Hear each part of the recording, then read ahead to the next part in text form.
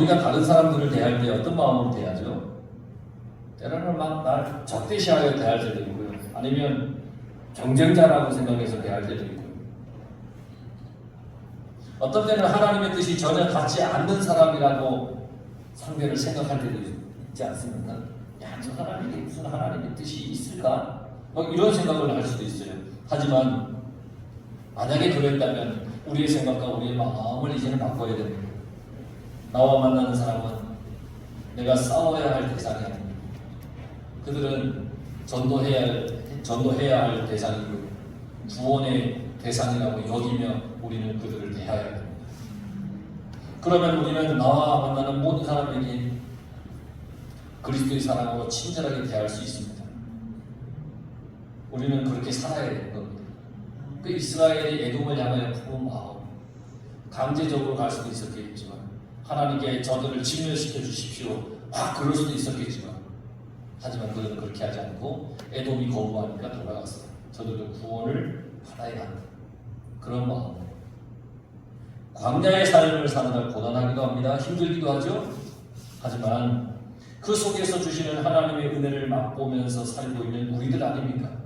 이 광야 같은 세상이 얼마나 힘듭니까? 그러나 그 속에서 우리에게 늘 주시는 하나님의 은혜, 먼저 구원함을 받은 하나님의 자녀가 우리들 아닙니까? 그런 우리가 어떻게 살아야 될까요? 내가 받은 구원의 기쁨과 구원의 소식을 전하며 살아야 되는 겁니다. 나만 구원받았으면 됐다 이렇게 여겨서는 안 됩니다. 나와 만나는 모든 사람들은 구원의 대상입니다. 그들을 그렇게 그러한 눈으로 바라보시기 바랍니다.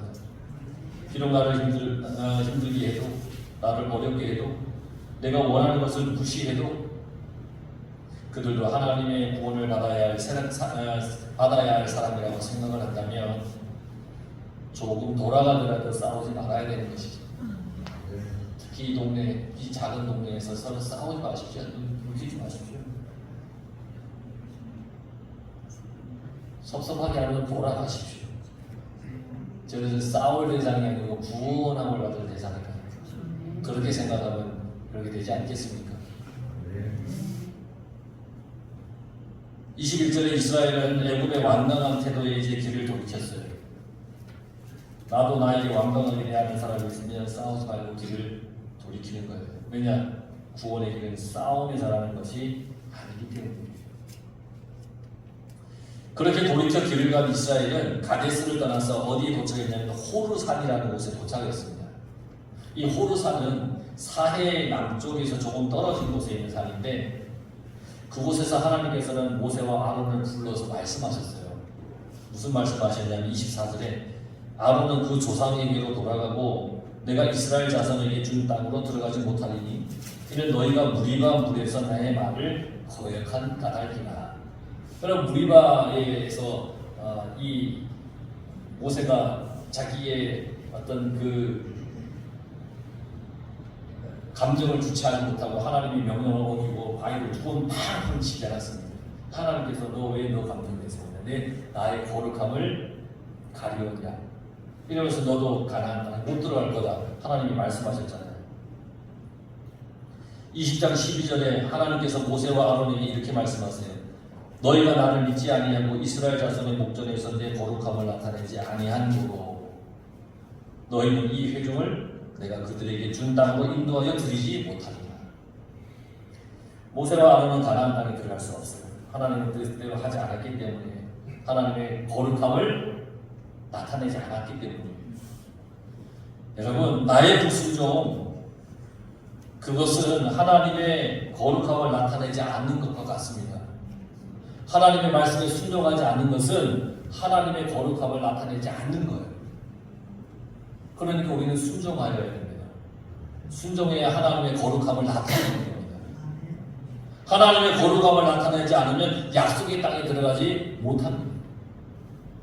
아까 우리가 박수치면서 어느 그날 좋은 아침에 말없이 백날 그 찬양 불러도 하나님의 거룩함을 나타내지 못하면 소용없습니다. 하나님의 거룩함을 나타내고 그리고 기쁨으로 찬양을 하는 것이잖아요. 우리는 하나님의 거룩함을 나타내며 살아야 됩니다. 하나님의 나라에 들어가기 위해서 하나님의 거룩함을 나타내는 삶을 살아야 됩니다. 하나님의 말씀대로 순종하며 살아야 됩니다. 순종하기 위해서는 믿음이 있어야 됩니다. 나의 믿음의 크기만큼 우리는 순종하며 살아갈 수 있습니다.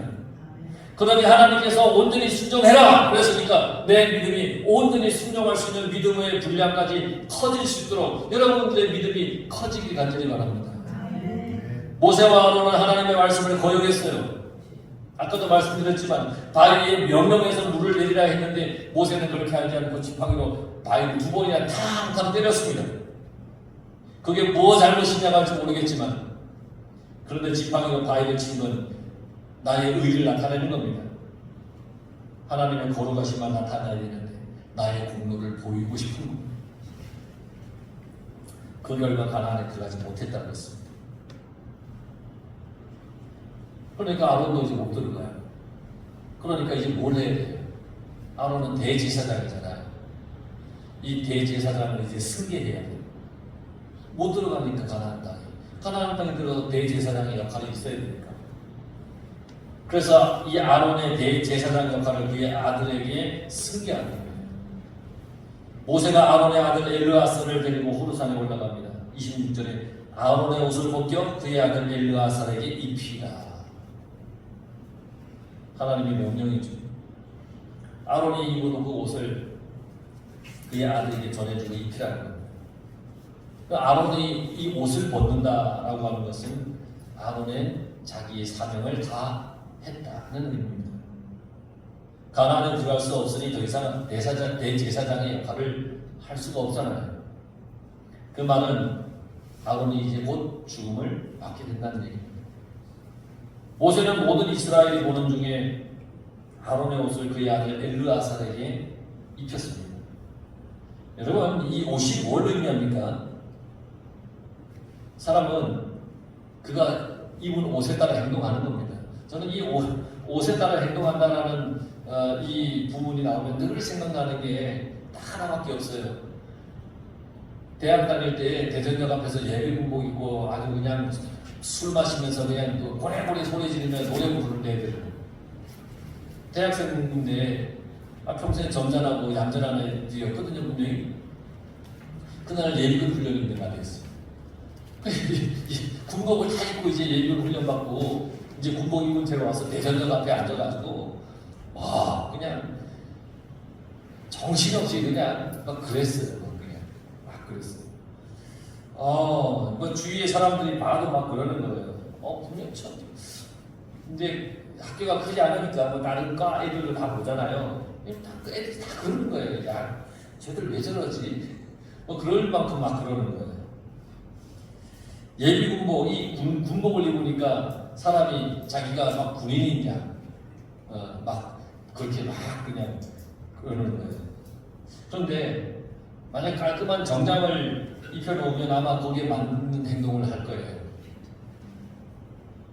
저만 봐도 알 수 있어요. 가끔 집에 편안한 옷을 입고 있으면 그냥 편안한 사람처럼 있는 거예요.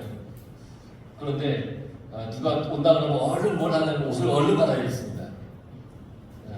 왜냐하면 내가 입고 내 옷에 따라 사람은 나를 평가하잖아요. 뭘 입고 있냐에 따라서 사람은 나를 평가하잖아요. 만약에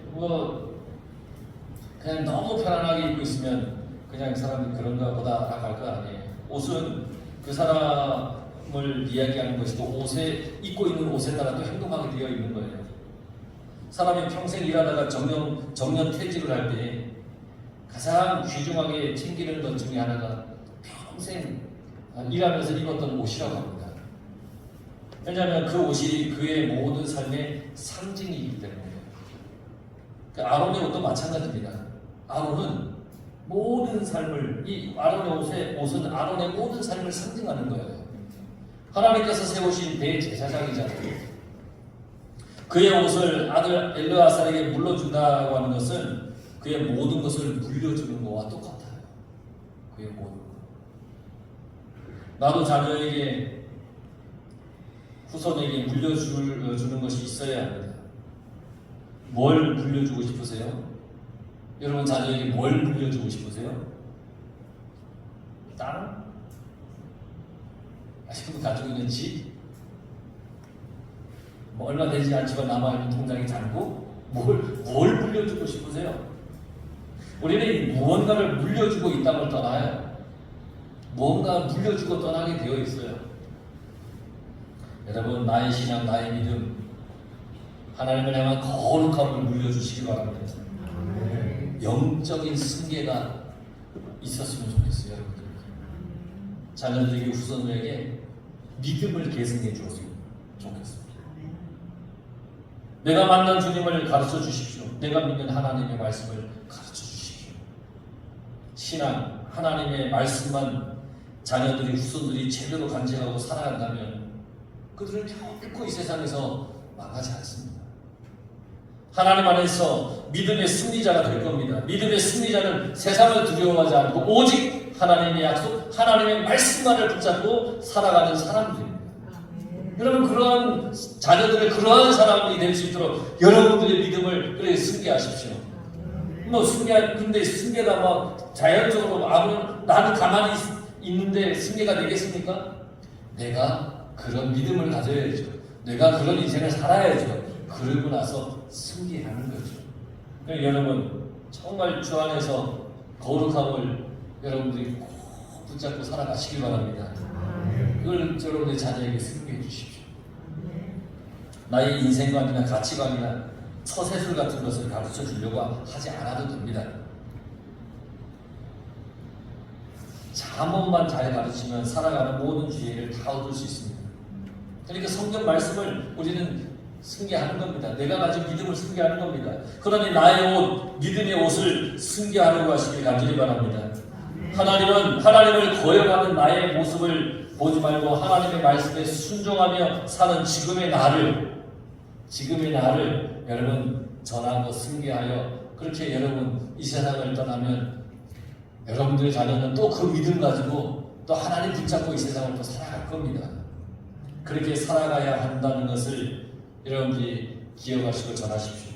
그러면 여러분들의 자녀들이, 후손들이 형통하며 믿음에 굳게 서서 그렇게 살아가게 될 것입니다. 여러분, 이 한 주간 이 복음을 전하는 삶, 믿음을 승계하는 삶을 여러분들이 꼭 살겠다고 다짐하며 이 한 주간도 주 안에서 여러분들이 소망의 거룩함을 지키며 살아갈 수 있기를 간절히 축원합니다. 기도하겠습니다.